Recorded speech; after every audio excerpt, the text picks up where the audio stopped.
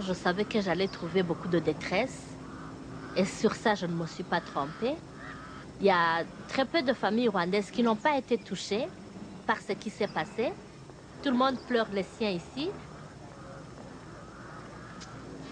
Mais par contre, je ne savais pas que j'aurais à déplorer beaucoup de méfaits, d'exactions de la part du Front patriotique.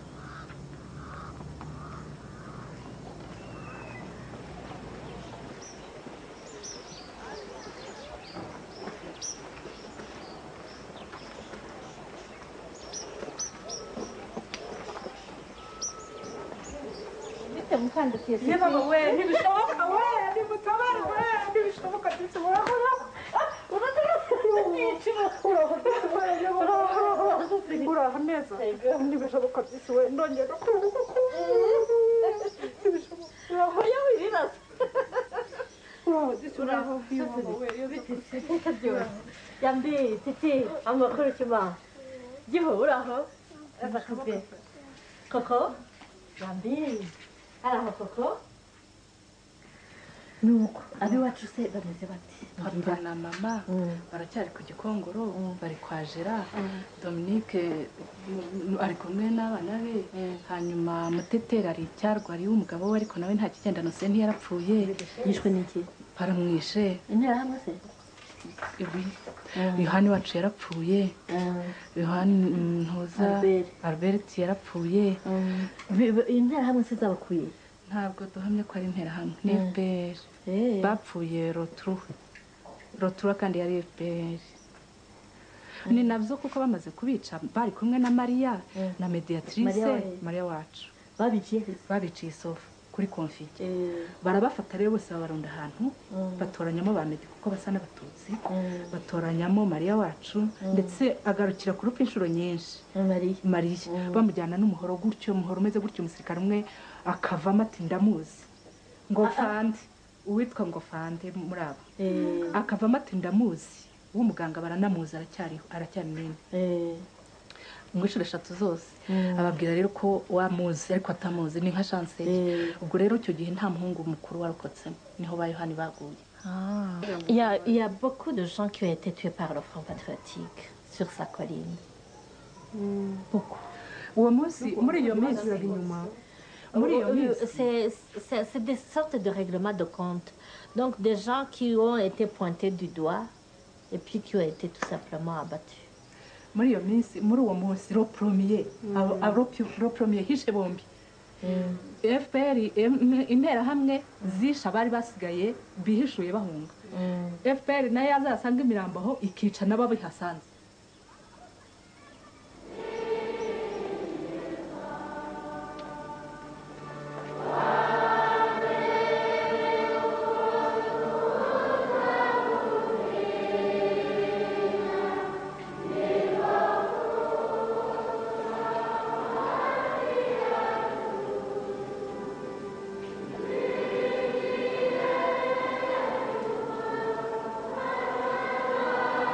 La première fois que nous sommes arrivés, nous avons célébré une messe à la basilique. À la fin de la messe, il y a un militaire qui arrive, parce qu'il avait le grade de major, il faisait la fonction de préfet de Gitarama. Il s'appelle Georges Sewanyana. Il est venu avec son escorte devant la basilique. Il a dit qu'il voulait voir le responsable du diocèse. J'ai dit c'est moi. Il a dit vous n'avez pas le droit de célébrer la messe sans ma permission. Et puis il a dit, d'ailleurs, vous devez me montrer les papiers qui vous autorisent à vivre ici parce que sinon je vous chasse. J'ai dit, monsieur, vous n'êtes pas logique. Vous appelez les déplacés, vous leur demandez de rentrer chez eux. Et moi, je rentre chez moi et vous dites que vous allez me chasser. Vous ne me chasserez pas, je n'irai nulle part parce que ici, c'est chez moi.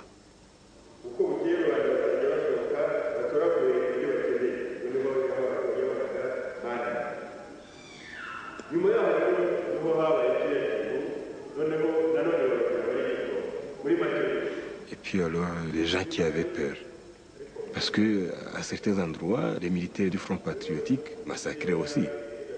Et ils ont même massacré beaucoup de gens, des civils.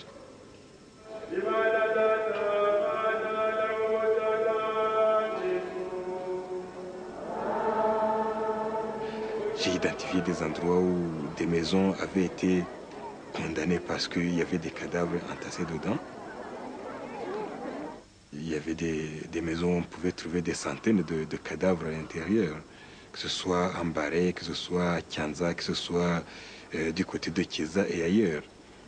Je ne voudrais pas que ce chiffre-là soit récupéré pour extrapolation comme on a fait dans les jours passés, mais dans ma commune d'origine, j'ai dénombré plus de 200 personnes qui ont été tuées par les éléments de l'armée patriotique.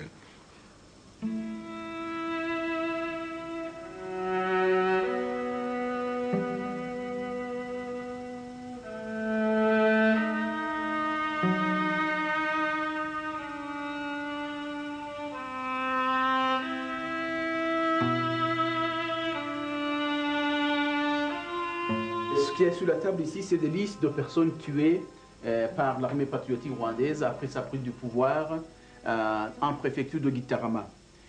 Ces listes ont été compilées par des citoyens parce que c'était une façon pour eux de lancer un cri d'alarme. Ces listes ont été données à M. Twagiramungu en juin 1995. Gitarama est une région qui est connue pour être irrédentiste. C'est à partir de là qu'en 1959, la révolution rwandaise a commencé. Et ce sont des citoyens très éveillés. Et ils ont été les premiers à oser faire ces listes, à les amener auprès du Premier ministre pour lui montrer la gravité de ce que l'armée patriotique rwandaise faisait dans le pays. Ici, vous avez la commune de Nyamabouye. Vous avez le secteur d'Ombouye. Vous avez les noms des personnes tuées, avec leur papa, avec la cellule d'origine et la date à laquelle ils ont été tués. En juillet, en août, vous avez des personnes qui ont été tuées en septembre. Et donc c'est comme ça que les listes ont été constituées. Et au total, vous avez pour la seule commune de Nyamabouye, 1723 personnes.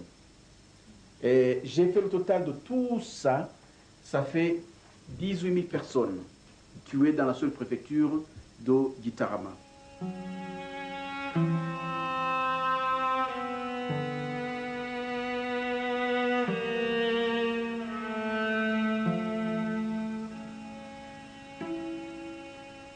J'ai été membre du FPR depuis avril 1991. Je connais beaucoup de choses à propos des massacres commis par l'armée patriotique rwandaise. Le FPR voulait asseoir sa suprématie. Et pour cela, il fallait absolument éliminer tout ce qui est concurrent potentiel. On a connu surtout, et c'est de cela que je parle maintenant, de ces cas où l'armée va chercher des jeunes gens, généralement à partir de 15 ans jusqu'à des hommes vieux de 55 ans, et qui prennent de nuit et qui ne sont plus revus, et que les familles passent leur temps à chercher dans toutes les prisons du Rwanda et qui ne voient pas. Donc ça, c'était des personnes qui avaient été assassinées par l'armée patriotique rwandaise.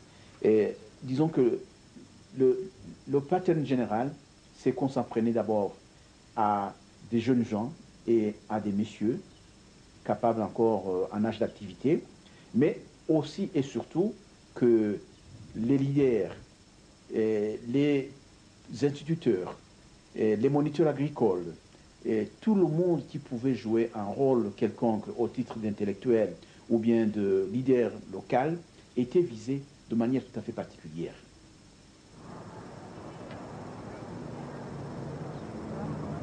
Au mois d'août, on nous a transférés à Gabiro.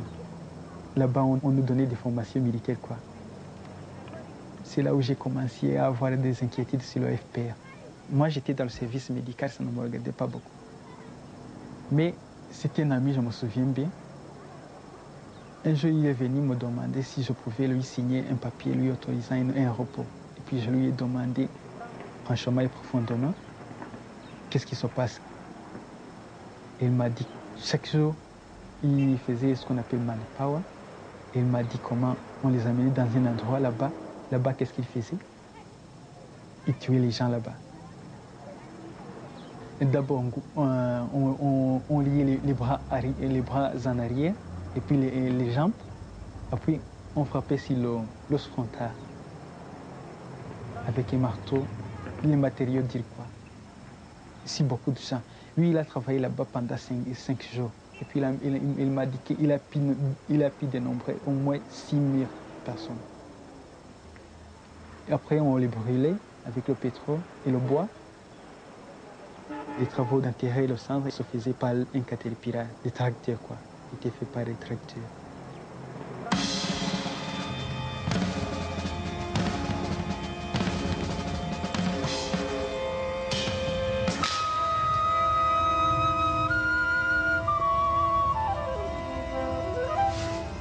Gabiro, c'est dans la partie nationale de la Kagera, dans la zone de chasse. On allait les tuer là-bas, puisque c'était vraiment un endroit approprié à faire ça.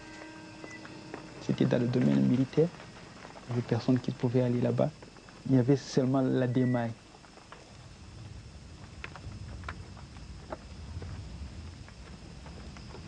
Chaque fois, vers 6 heures comme ça, on voyait le fumer. C'était pas pour brûler les buffles ou les quoi. C'était pour brûler ces gens. Chaque jour, j'avais cette sensation. Je sentais cette odeur. Il n'y avait pas personne qui pouvait protester, d'autant plus que même je connaissais bien de cas, déjà qui ont montré des signes de quoi, de dépression mentale. On les tuait même, et ils étaient tués. Oui, qui ne pouvaient pas résister à ces choses. Ils étaient tués, directement tués. Parce que tu commençais à divaguer, à parler de quoi, de je ne sais quoi, on te tuait.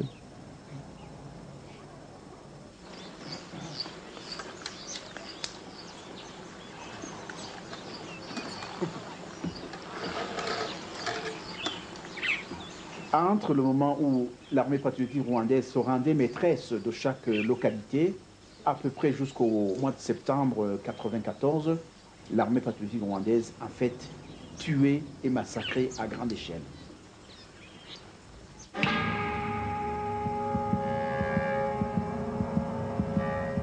En un an, j'ai eu l'occasion d'écrire 700 lettres. Cela représente un minimum de 2 lettres par jour, où je mettais en garde le vice-président, le général Kagame, et le mettais au courant des choses que l'armée avait faites. Je disais au général Kagame que si on ne fait pas attention, les gens ne feraient plus la différence entre le régime que nous avions chassé du pouvoir et nous-mêmes, parce que notre armée commençait à faire la même chose. Le général Kagame y a réagi en disant que de l'un, il ne se considérait pas comme lié de répondre à des lettres. Et de deux, il disait qu'il prenait acte du fait que je l'accusais d'avoir été incompétent dans la gestion du ministère qui lui avait été confié. De trois, il donnait conseil au président de la République de me nommer comme ministre de la Défense. Bien sûr, c'était pour me tourner en dérision. Et ensuite, le général Kagame a pris son briefcase. Il est sorti de la réunion au nez du président et de tout l'ensemble de ses collègues. Et on a cherché à le faire revenir pour qu'on continue la réunion. Il a refusé. Et c'était le 25 août.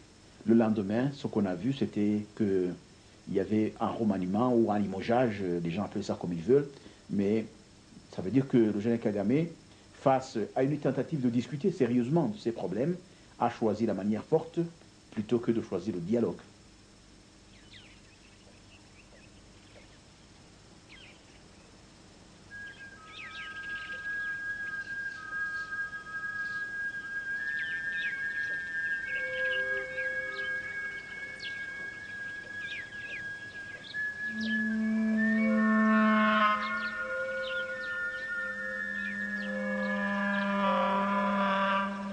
Quand nous avons commencé à dialoguer avec la population, nous avons vu qu'il y avait beaucoup d'orphelins, beaucoup de veuves, beaucoup de maisons détruites. Un Rwandais qui n'a pas un chez-soi, je ne dirais pas qu'il est dangereux, mais il est fragile. Il est très fragile.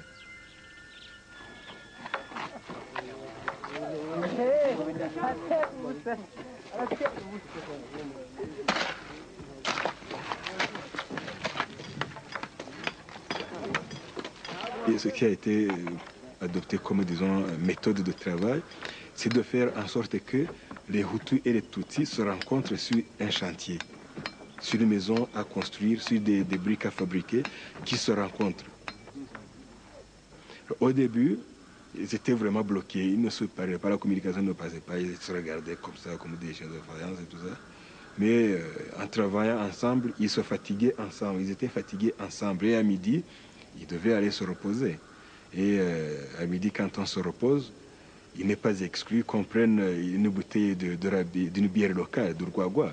Et alors, petit à petit, on commençait à parler. Et quand je résume ça, je dis qu'au fur et à mesure que les murs s'élevaient, il y avait aussi une ouverture d'esprit, de telle sorte que vers la fin, nous avons constaté qu'il y avait même des Hutus et des Tutsis qui partageaient une même bouteille de bière locale, ce qui est merveilleux.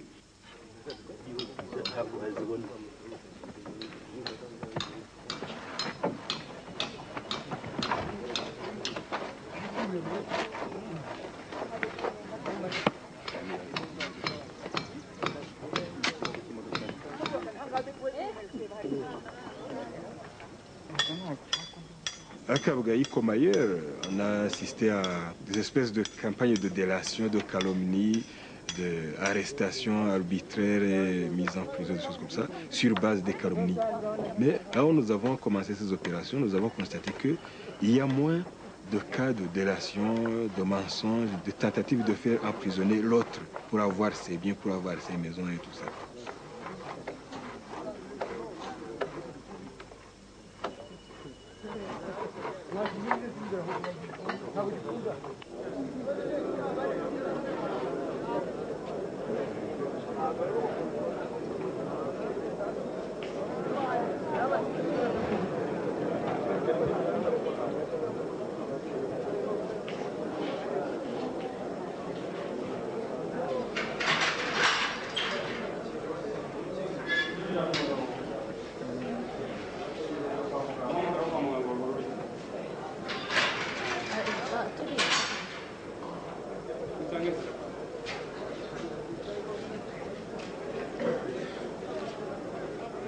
Ibi ahangaha wabaye iki? Ni umupanga ni isasu. Hanyuma ahangaha hindukira gutya. Izi ni inkoni kandi ndabona ari bishyashya. Ni ryari se baba bagufashe? Zuku, il a été arrêté le 13 septembre et c'est là qu'on lui a fait tous ces traitements. Lui, c'est les militaires qui l'ont torturé. Il a été ligoté et battu aussi. Il est ligoté comme ça par derrière et les liens coupent dans la chair. Des liens de fil électrique. Ici aussi, il a encore des traces de marques de coups. Et là, c'est tout frais là. Oh là là!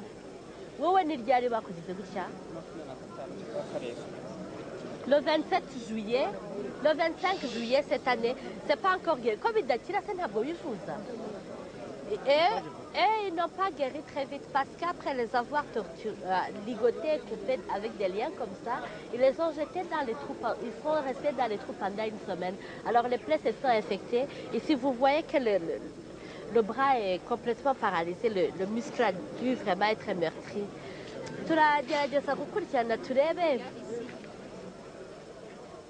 Ouais.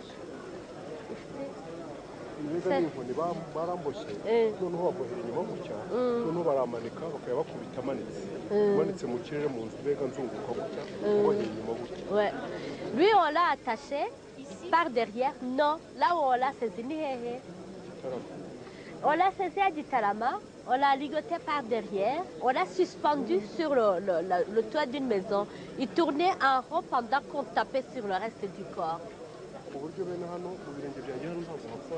Ouais. Ouais. Il a perdu la sensibilité des pieds et le mouvement des chevilles à cause de ces coups qu'il a reçus suspendus sur. Et la main aussi est morte.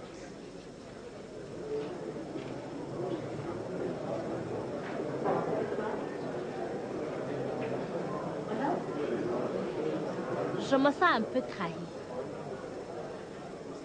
Parce que je découvrais de grosses exactions faites par des gens en lesquels j'ai longtemps cru. Mais il y a beaucoup de dérapages, beaucoup de règlements de compte, beaucoup de cupidité. Il n'y a pas de place pour les Hutus modérés dans ce pays. Tous les Hutus se sentent compter avec ceux qui ont tué.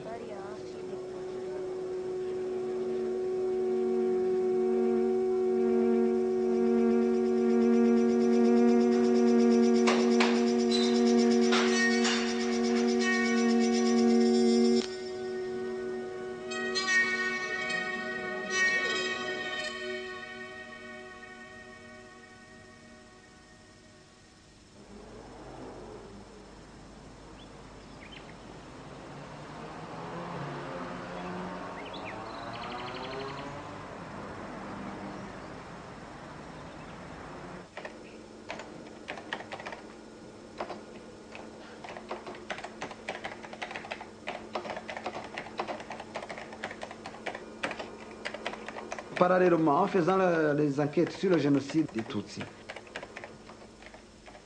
j'ai reçu des milliers de témoignages sur le massacre du FPR. Le FPR est arrivé très rapidement, ils sont arrivés le 19, alors que le génocide chez nous avait commencé le 11, dans la soirée du 11 avril. Le 19, à 13h, le FPR est arrivé à Ouamagana.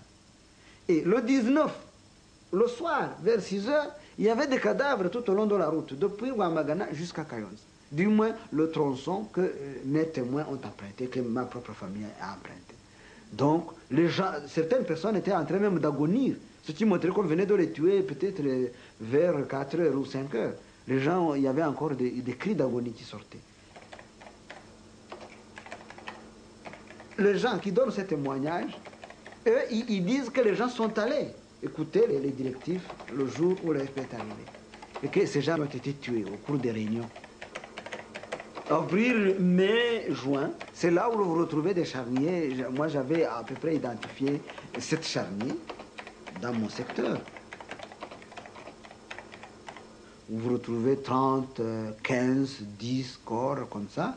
Et la population vous dit, voilà, là, il y a les victimes du FPR, et là, il y a les victimes des miliciens. Donc, même une enquête ne serait pas difficile, sauf dans le contexte où maintenant les gens sont obligés de sauter. Moi, quand je suis arrivé en juillet, les gens avaient confiance en moi, ils me connaissaient, ils m'ont dit tout, sans problème.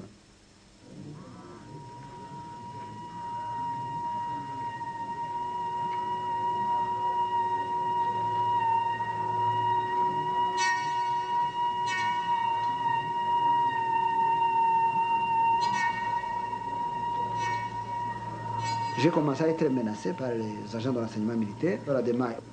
C'est que je m'intéressais au sort des personnes portées disparues. On avait enlevé des milliers de gens qu'on disait qu'ils sont détenus quelque part. J'ai circulé, je suis allé dans les prisons, je me suis informé auprès des responsables militaires pour des prisons officielles et des prisons officieuses, mais on n'a pas trouvé.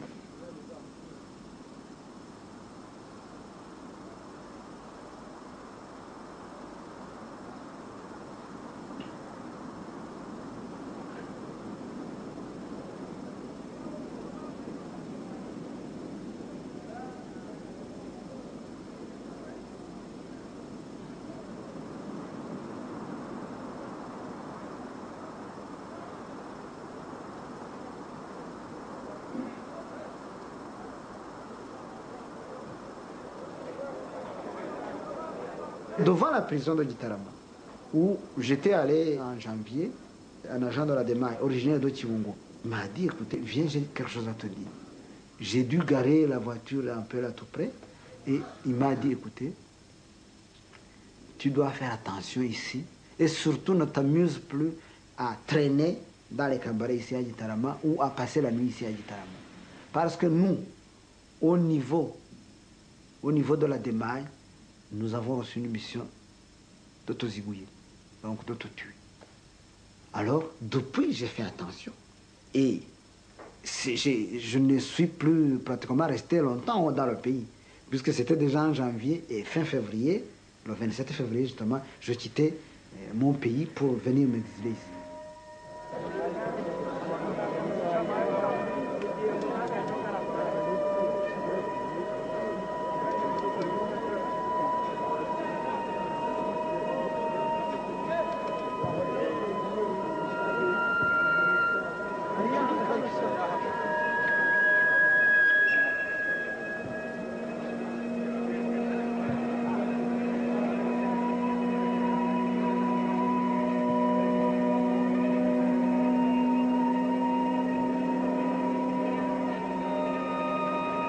au cours du premier semestre de l'année 95. À un certain moment, on avait autour de 165 morts par mois. Je suis moi-même entré pour visiter cette prison, voir comment la situation se présentait. Il y avait 3 couches. Il y avait des gens qui étaient couchés et qui étaient morts. Il y avait des gens accroupis qui étaient en train de mourir.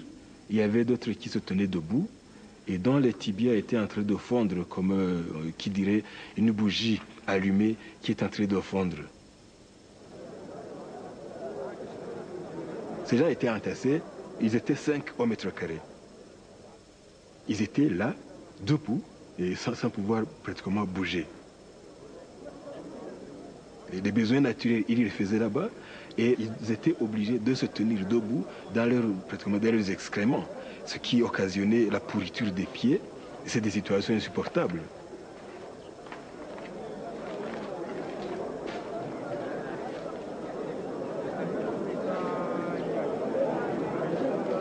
Un officier de la minoire a assisté à vécu une scène plus ou moins macabre. Il y a un prisonnier qui a arraché son gros orteil et lui a lancé ça à la figure. Il venait de dire, nous sommes venus voir dans quel état vous êtes, et le prisonnier a pris son gros orteil, il lui a lancé ça à la figure. Il a vu.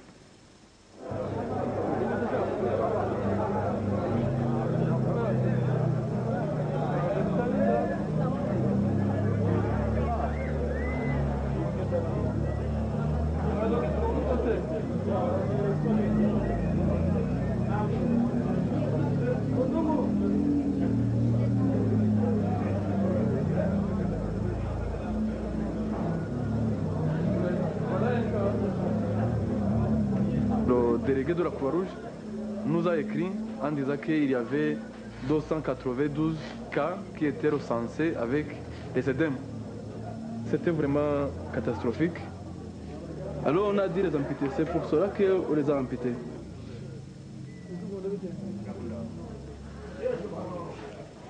Voilà, celui-ci il était amputé ici. On l'avait amputé à l'hôpital de Kabgaï.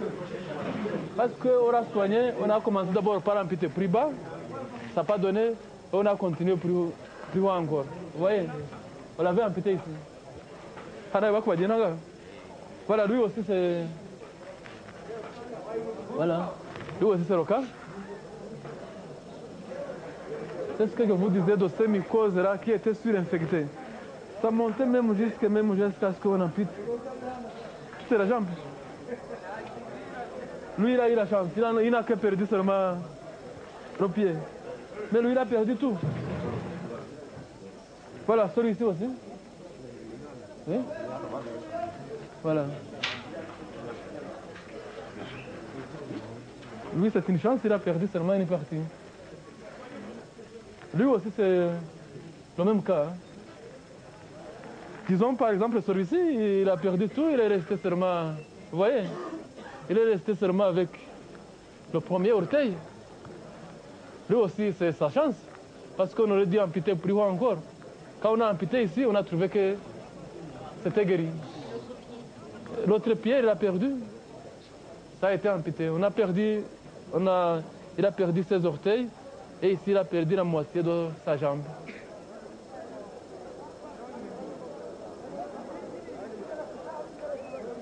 Alors moi j'ai dit, écoutez, si on n'agit pas, on va avoir, cette prison va devenir un mouroir total. Tous ces gens qui sont dedans, ils vont mourir. J'ai pris une décision qui pourra peut-être se retourner contre moi, mais moi je ne regretterai jamais d'avoir fait ça. J'ai dit, il faut absolument faire en sorte que les conditions de détention soient améliorées.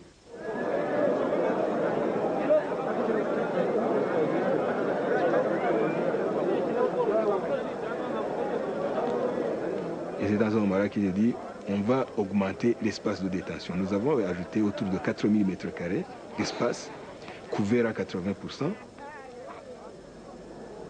Et avec donc cette opération d'hospitalisation, vers la fin de l'année passée, on n'avait plus aucun mort dans la prison de Gitarama.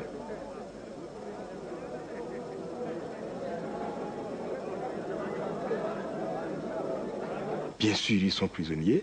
Et parmi eux, il y a des tueurs. Là, il ne faut pas les innocenter. Mais il ne nous appartient pas de condamner à mort. Il ne nous appartient pas de déterminer les moyens de mise à mort des prisonniers qui n'ont d'ailleurs pas encore été jugés.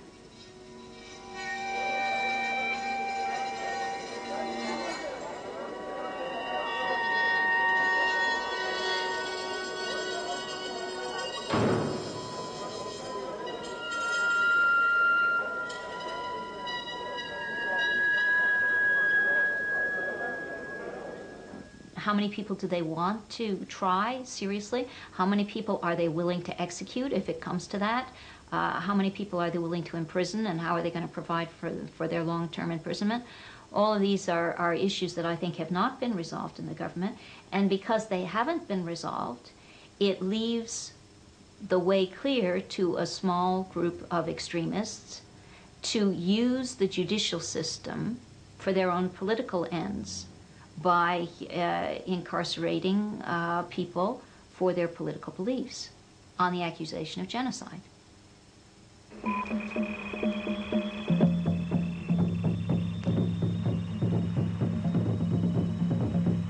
Radio Amahoro, radio iharanira ubwumvikane n'imibereho myiza y'Abanyarwanda.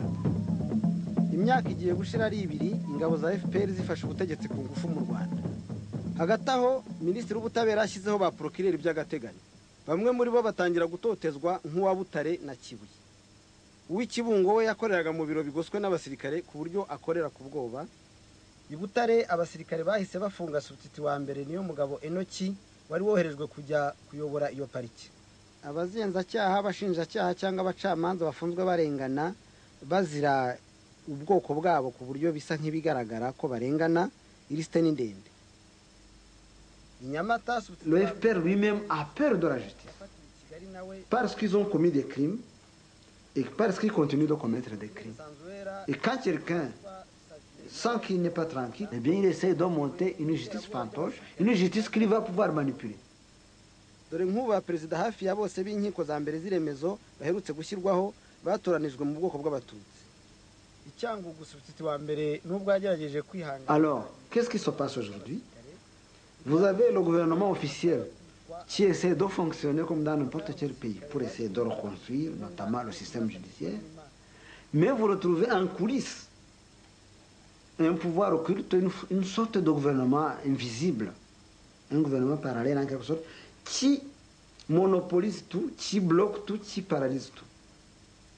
Bimaze kugaragara ko ubutegetsi bushya butifuza gukorana na benshi mu bacamanza b'abahutu bahozeho muri Repubulika ya Kabiri. Kuba umucamanza w'umuhutu muri iki gihe ugashaka gukomeza gukora akazi kawe bisa no kwiyahura.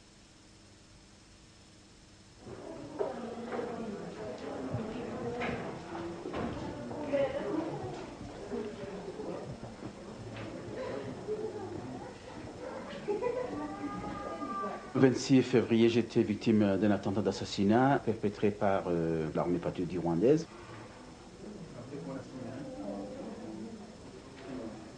Pour moi, c'est vraiment un traumatisme terrible de savoir que mon neveu qui était avec moi par hasard soit plus blessé que moi. Pour moi, c'était un poids moral incroyable.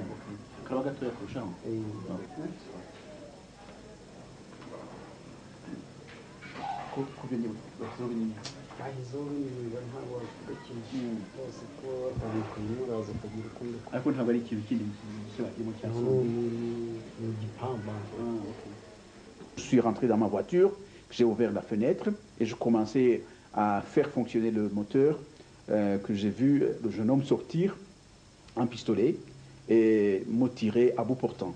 Mais heureusement, comme il y a 7 secondes là entre le moment où je l'ai vu retirer son pistolet de son pantalon et le réflexe que j'ai eu qui a consisté à me mettre comme ça, et la balle qui était destinée à ma tête n'a finalement touché que mon épaule ici.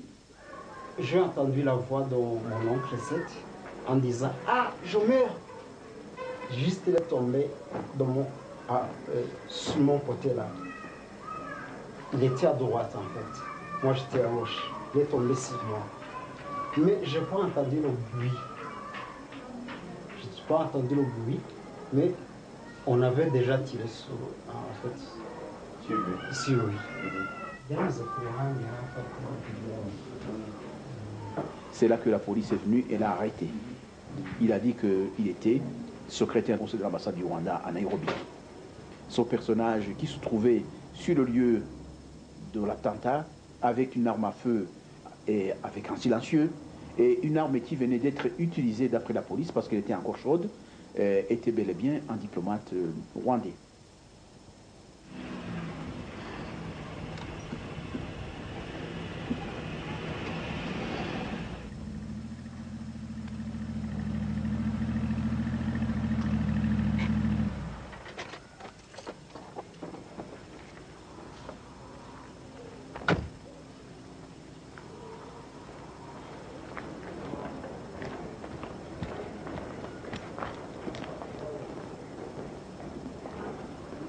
C'est dangereux.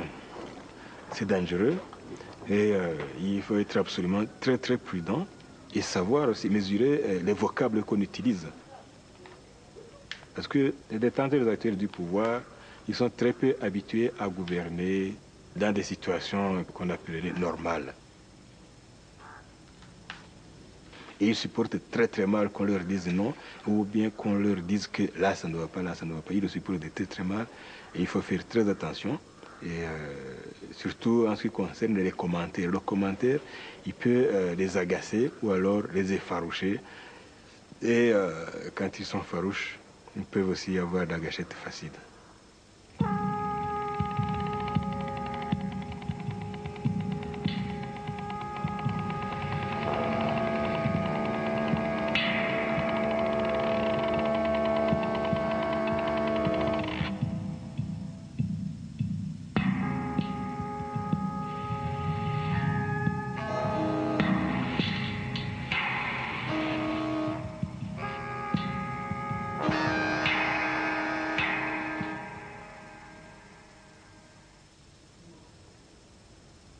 La campagne de calomnie, je pense qu'elle est en liaison avec mes activités dans le cadre des droits de l'homme et aussi comme journaliste qui dit des choses qui ne plaisent pas nécessairement au système en place. En tout cas, nous essayons de prendre nos responsabilités et de faire le travail que nous devons faire sans complaisance aucune envers n'importe quelle autorité, qu'elle soit ecclésiastique, qu'elle soit politique. Quand nous attendons le cri du peuple, nous essayons dans la mesure du possible de l'écouter et de voir ce que nous pouvons faire pour le soulager, et c'est tout.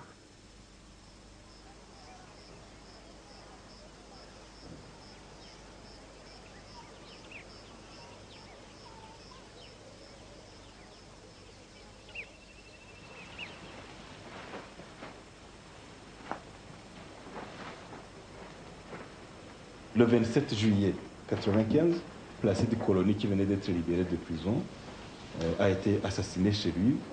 Quelques jours plus tard, le 1er août, un certain Oreste Habinshuti, qui était sous-préfet du Congo, a été assassiné. Le même jour, le 1er août 1995, l'abbé Pion Hahobari a été assassiné. Il était curé de Cameroun, il a été assassiné par balle.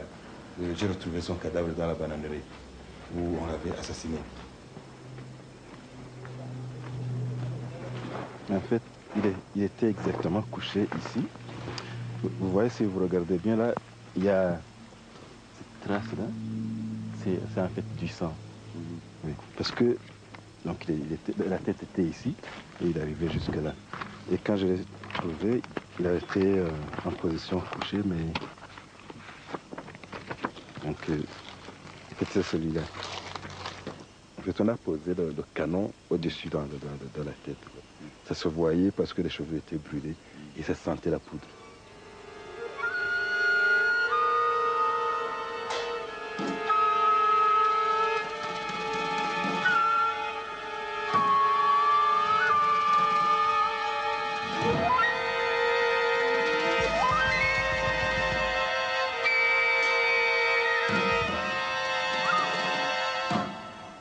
C'était mon ami. J'ai été amené à prendre la parole comme responsable du diocèse et j'ai fait une homélie. J'ai dit, mes chers confrères, nous avons choisi, en tout cas en matière de survie, nous avons choisi la mauvaise voie, Nous avons choisi la voie de la croix, et si nous faisons notre travail convenablement, nous devrons aller jusqu'à la croix, on va nous pendre. Mais qu'on nous tue en faisant notre travail, qu'on nous tue en faisant ce que nous devons faire, et ça sera là notre gloire. Et je pense que, personnellement, c'est ça qui me guide, et de toute façon, un jour, je ne verrai pas le soleil se lever. Que je sois responsable d'un diocèse, que je sois responsable d'un journal, que je sois responsable d'une association de droits de l'homme, nous avons choisi la voie de la croix et avec un peu de chance, on va nous pendre parce que nous avons fait notre travail convenablement. C'est tout.